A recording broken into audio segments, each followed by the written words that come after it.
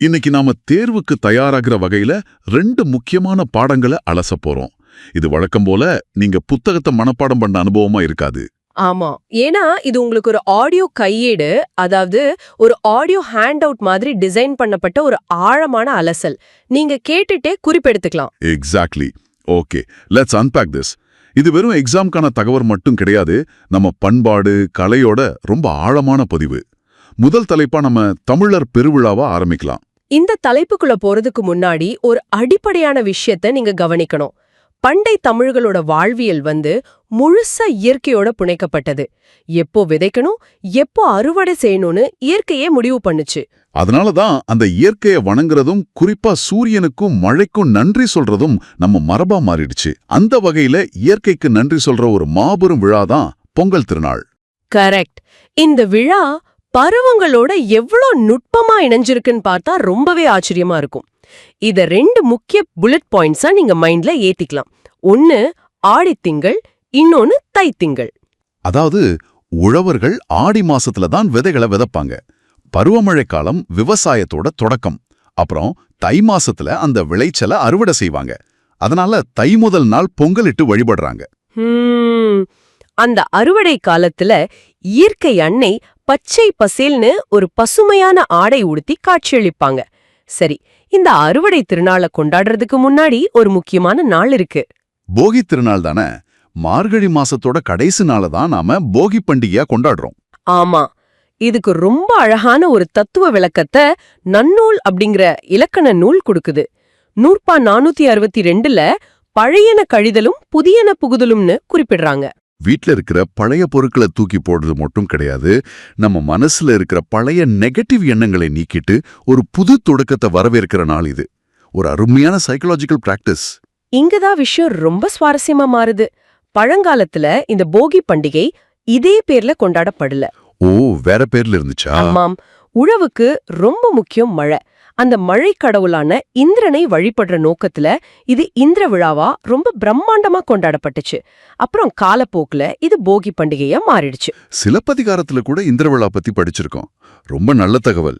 அடுத்து தை முதல் நாள், அதாவது பொங்கல் திருநாள். இது உழவர்களுக்கான திருநாள். ஒரு புது பானையில புத்தரிசி, வெல்லம், முந்திரி, நெய்யெல்லாம் சேர்த்து பொங்கல் இடுவாங்க. பொங்கல் அப்படிங்கிற வார்த்தைக்கு பொங்கி பெருகி வருவது அப்படின்னு அர்த்தம். பானையிலிருந்து பொங்கல் பொங்கி வழியறப்போ நம்ம வாழ்க்கையிலயும் மகிழ்ச்சி அப்படி பொங்கி வழியணுங்கிறதான் தத்துவம். இதுக்கு அடுத்த நாள் வர்றதுதான் மாட்டு பொங்கல். இதுக்கு பின்னாடி ஒரு பெரிய பொருளாதார பின்னணியே இருக்கு. என்னன்னா, பழங்காலத்துல மாடுங்கிற சொல்லுக்கு செல்வம் அப்படின்னு ஒரு அர்த்தம் இருந்துச்சு. உழவுக்கு ரொம்ப உறுதுணையா இருக்கிற மாடுகளுக்கு நன்றி சொல்ற நாள் இது. மாட்டுகளை குளிப்பாட்டி கொம்புகளுக்கு வண்ணம் தீட்டி ரொம்ப அழகா கொண்டாடுவாங்க. மாட்டுப் பொங்கல்னு சொன்னாலே உடனே நமக்கு ஞாபகம் வர்றது அந்த வீர விளையாட்டு தான், மஞ்சு விரட்டு. இதுக்கு மாடு பிடித்தல், ஜல்லிக்கட்டு, ஏறு தழுவுதல்னு பல பேர்கள் இருக்கு. தமிழர்களோட வீரத்தை பறைசாற்ற ஒரு மரபு இது. திருவிழா இதோட முடியறதில்ல. அடுத்த நாள் காணும் பொங்கல். உற்றார் உறவினர் வீடுகளுக்கு போய் சந்தோஷமா பேசி மகிழும் நாள். பட்டிமன்றம், விளையாட்டு போட்டிகள்னு ரொம்ப களைகட்டும். நீங்க சொல்லும் போதே அந்த வைப் அப்படியே ஃபீல் ஆகுது. சரி, இப்போ நீங்க தேர்வுக்கு தயாராகிறப்போ இந்த தகவல்களை எப்படி ஈஸியா ஞாபகம் வச்சுக்கிறது? சில நிமோனிக்ஸ், அதாவது நினைவில் வச்சுக்க சில யுக்திகளை பார்ப்போம். ஸ்டூடெண்ட்ஸ்க்கு இது ரொம்ப யூஸ்ஃபுல்லா இருக்கும். சொல்லுங்க. முதல்ல அறுவடை திருநாள மத்த மாநிலங்கள்ல என்ன சொல்றாங்கன்னு பார்ப்போம். யுக்தி 1, பஞ்சாப்ல இத லோரின்னு சொல்லுவாங்க. இதை எப்படி ஞாபகம் வச்சுக்கலாம்னா, பஞ்சாப் லாரி அப்படின்னு மைண்ட்ல ஃபிக்ஸ் பண்ணிக்கோங்க. Punjab Lohri, very simple. லோரிங்கிறது லாரின்னு மாறி ஞாபகத்துக்கு வந்துடும். கரெக்ட். யுக்தி 2, குஜராத், ராஜஸ்தான் மாநிலங்கள்ல இது உத்தராயன். இத குஜராத், ராஜஸ்தான் உத்தமர்கள் அப்படின்னு ஞாபகம் வச்சுக்கலாம். உத்தமர்கள்னா உத்தராயன். நைஸ்.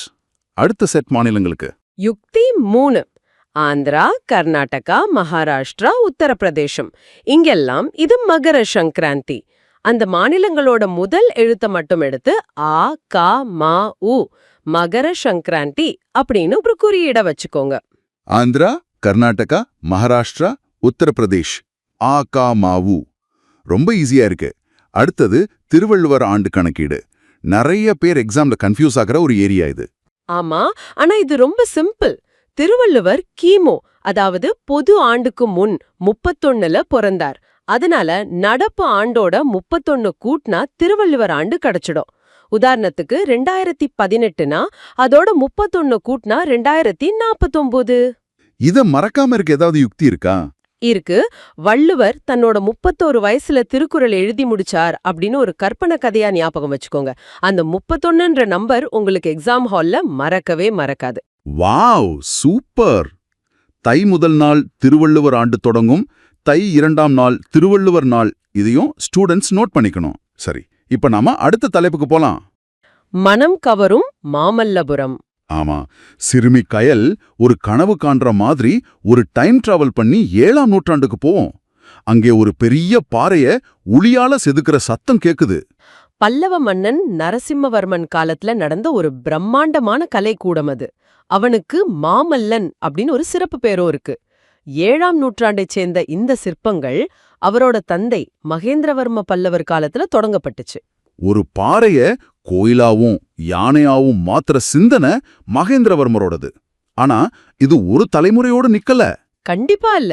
மகேந்திரவர்மர், நரசிம்மவர்மர், அவரோட மகன், பேரன் அப்படின்னு 4 தலைமுறையா அந்த சிற்பங்கள் உருவாக்கப்பட்டுச்சு. 4 தலைமுறை.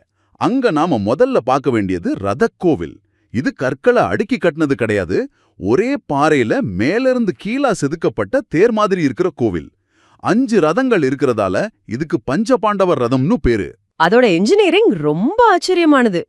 அடுத்ததா அர்ஜுனன் கவசு. இது 2 பெரிய பாறைகள்ல செதுக்கப்பட்ட ஒரு புடைப்புச் சிற்பம். 150க்கும் மேற்பட்ட சிற்பங்கள் அங்க இருக்கு. ஒருத்தன் கண்ணை மூடி கைகளை உயர்த்தி தவம் செய்யற மாதிரி ஒரு சிற்பம் இருக்கும். அவனோட உடல் மெலிஞ்சு எலும்பு நரம்புலாம் திரியிற மாதிரி ரொம்ப தத்ரூபமா செதுக்கியிருப்பாங்க. இதுக்கு பகீரதன் தவம்னு இன்னொரு பேரும் இருக்கு. அந்த 2 பாறைகளுக்கும் நடுவுல ஒரு சின்ன இடைவெளி இருக்கும். அதுதான் ஆகாய கங்கை. மழை காலத்துல உண்மையிலேயே ஆகாயத்திலிருந்து கங்கை பூமிக்கு வர்ற மாதிரி தண்ணி வடியும். அந்த விலங்கு சிற்பங்களும் ரொம்ப நேச்சுரலா இருக்கும். சிங்கம், புலி, உடும்பு, குரங்கு. குறிப்போ ஒரு மான் தான் காலை தூக்கி முகவாய சொரியும் சிற்பம் கல்ல செதுக்கி வச்ச மாதிரி இருக்காது, நிஜமான் நிக்கிற மாதிரியே இருக்கும். இப்போ எக்ஸாம்க்கு தேவையான ஒரு முக்கியமான புல்லட் பாயிண்ட்.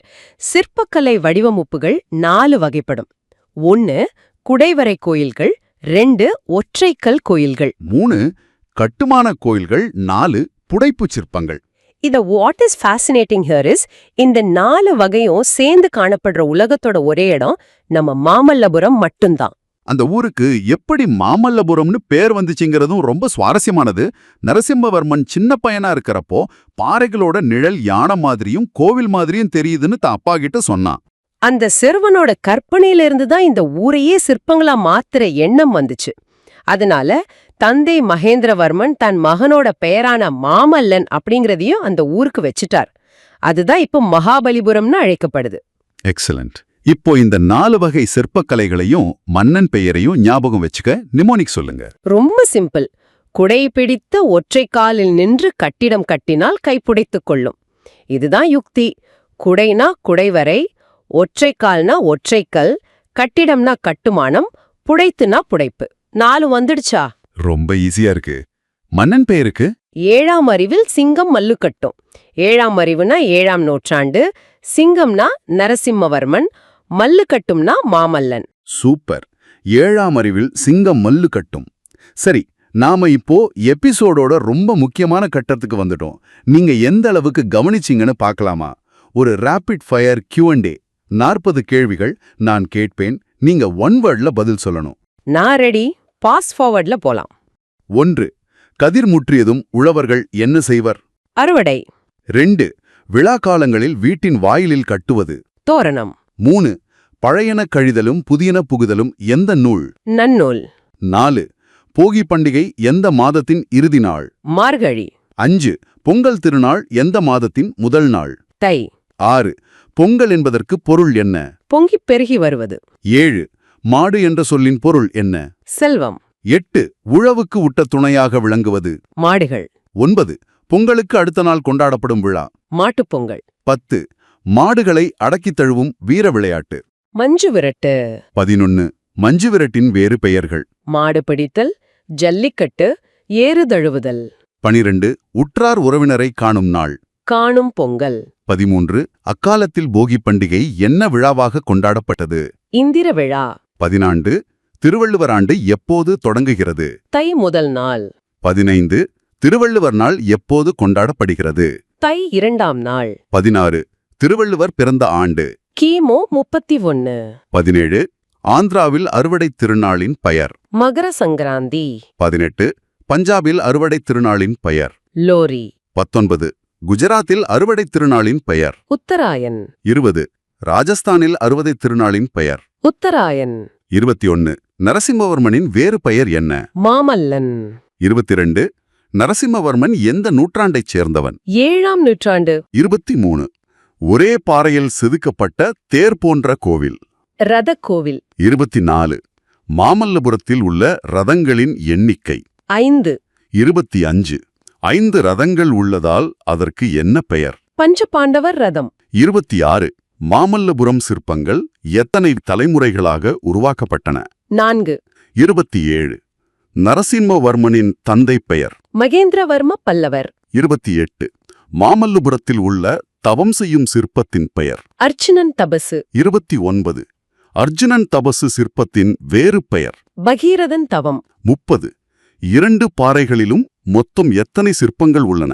150க்கும் மேற்பட்டவை. 31 பாறையில் புடைப்பாக செதுக்கப்படும் சிற்பங்கள். புடைப்பு சிற்பங்கள். 32 ஆகாய கங்கை பூமிக்கு வருவது போன்ற அமைப்பு எங்கு உள்ளது?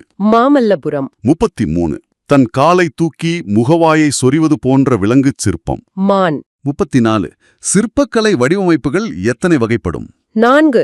35 பாறையை குடைந்த உருவாக்கப்படும் கோயில். குடைவரை கோயில். 36 ஒரே கல்லில் உருவாக்கப்படும் கோயில். ஒற்றைக்கல் கோயில். 37 கற்களை கொண்டு கட்டப்படும் கோயில். கட்டுமான கோயில். 38 4 வகை சிற்பக்கலைகளும் காணப்படும் ஒரே இடம். மாமல்லபுரம். 39 கயல் கண்டது என்ன? கனவு. 40 மாமல்லபுரத்தின் தற்போதைய பெயர். மகாபலிபுரம். கேள்வி 1. உழவர்கள் இயற்கைக்கு நன்றி செலுத்தும் பெருவிழா. பதில் பொங்கல். கேள்வி 2. மார்கழி மாதத்தின் இறுதி நாள் கொண்டாடப்படும் பண்டிகை. போகித் திருநாள். கேள்வி 3. முற்காலத்தில் போகி பண்டிகை எவ்வாறு கொண்டாடப்பட்டது? இந்திர விழா. கேள்வி 4. பழையன கழிதலும் புதியன புகுதலும் இது எந்த நூலில் இடம்பெற்றுள்ளது? நன்னூல். கேள்வி 5. தை மாதத்தின் முதல் நாள் என்ன பண்டிகை? பொங்கல் திருநாள். சூப்பர். கேள்வி 6. பொங்கல் என்பதன் பொருள் என்ன? பொங்கி பெருகி வருவது. கேள்வி 7. பொங்கல் திருநாளில் எந்த கடவுளுக்கு நன்றி செலுத்தப்படுகிறது? கதிரவன். கேள்வி 8. தை மாதத்தின் 2ஆம் நாள் என்ன விழா? மாட்டுப் பொங்கல். கேள்வி 9. மாடு என்ற சொல்லின் மற்றொரு பொருள் என்ன? செல்வம். கேள்வி 10. மாடுகளை அடக்கும் வீர விளையாட்டின் பெயர்கள் என்ன? ஜல்லிக்கட்டு, ஏறு தழுவுதல், மஞ்சு விரட்டு, மாடு பிடித்தல். கரெக்ட். கேள்வி 11. மாட்டுப் பொங்கலுக்கு அடுத்த நாள் கொண்டாடப்படுவது? காணும் பொங்கல். கேள்வி 12. திருவள்ளுவர் பிறந்த ஆண்டு எது? கிமு 31. கேள்வி 13. திருவள்ளுவர் ஆண்டை கணக்கிட நடைமுறை ஆண்டுடன் எந்த எண்ணை கூட்ட வேண்டும்? 31. கேள்வி 14. திருவள்ளுவர் ஆண்டு தொடங்கும் நாள் எது? தை முதல் நாள். கேள்வி 15. திருவள்ளுவர் நாள் எப்போது கொண்டாடப்படுகிறது? தை 2ஆம் நாள். கேள்வி 16. ஆந்திரம், கர்நாடகம், மராட்டியம், உத்தரப்பிரதேசம் ஆகிய மாநிலங்களில் அறுவடை திருநாளின் பெயர்? மதி சங்கராந்தி. கேள்வி 17. பஞ்சாப் மாநிலத்தில் கொண்டாடப்படும் அறுவடை திருநாளின் பெயர் என்ன? லோரி. கேள்வி 18. குஜராத், ராஜஸ்தான் மாநிலங்களில் அறுவடை திருநாள் எவ்வாறு அழைக்கப்படுகிறது? உத்தராயன். அடுத்ததா கேள்வி 19. மாமல்லபுரம் பாடம் எந்த சிறுமியின் கனவு போல் அமைக்கப்பட்டுள்ளது? கயல். கேள்வி 20. பாடத்தில் வரும் பல்லவ மன்னன் யார்? நரசிம்மவர்மன். கேள்வி 21. நரசிம்மவர்மன் வாழ்ந்த நூற்றாண்டு எது? 7ஆம் நூற்றாண்டு. கேள்வி 22. நரசிம்மவர்மனின் சிறப்பு பெயர் என்ன? மாமல்லன். கேள்வி 23. மாமல்லன் என்ற பெயர் வர காரணம் என்ன?